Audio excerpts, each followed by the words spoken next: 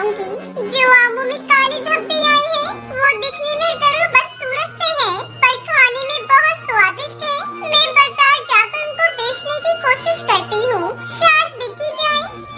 ऐसा सोचकर टुनटुनी बगीचे में जाकर आम को तोड़ने लगी। ये देखकर वो घमंडी आम हंसने लगा और टुनटुनी से कहा, तुझे ये क्या लग रहा है, ये खराब आम ले जाकर बाजार में बेच पाएगी? तू तो बहुत बेवकूफ चिड़िया है। लेकिन टुनटुनी ने उस आम की बात नहीं सुनी और वो सभी आमों को लेकर बाजार चली गई। सुबह से शाम हो गई, लेकिन उसके सड़े हुए आम किसी ने नहीं खरीदे। चलते चलते वे जंगल में पहुंच गई और बहुत थक गई थी। इसी कारण एक पेड़ के नीचे थोड़ी देर के लिए बैठ गई।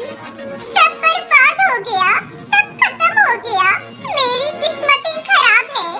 तभी थोड़ी दूर पर एक बुढ़ा बाबा मिलता है, जो कि जमीन पर गिरा पड़ा होता है।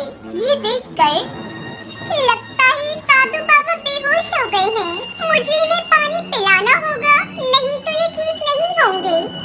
ये कहते हुए टुनटुनी भागते हुए नदी के किनारे गई और साधु बाबा के लिए एक लोटे में जल लेकर आई।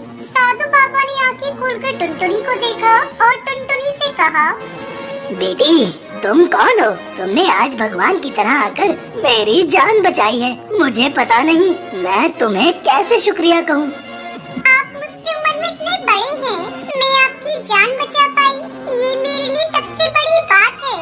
लेकिन आपकी ये हालत कैसे हुई? बेटी, मैं एक काले जादूगर को पकड़ने गया था, लेकिन वो बहुत ताकतवर है। लेकिन बेटी, तुम इस सुनसान जगह पर क्या कर रही हो? उस साधु बाबा की बात सुनकर टुनटुनी ने सारी बात साधु बाबा को बताई।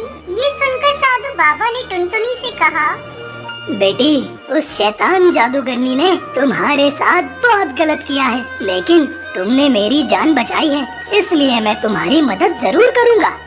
ये कहकर साधु बाबा ने अपना हाथ घुमाया और उनके हाथ में जादुई बोतल आ गई। फिर उन्होंने वो जादुई बोतल टुनटुनी को दी और टुनटुनी से कहा, इसमें जादुई पानी है, ये पानी तुम अपने बगीचे के चारों तरफ छिड़क दो और देखना सब कुछ ठीक हो जाएगा। अभी मैं चलता हूँ, मुझे उस काले जादूगर को पकड़ना ही होगा।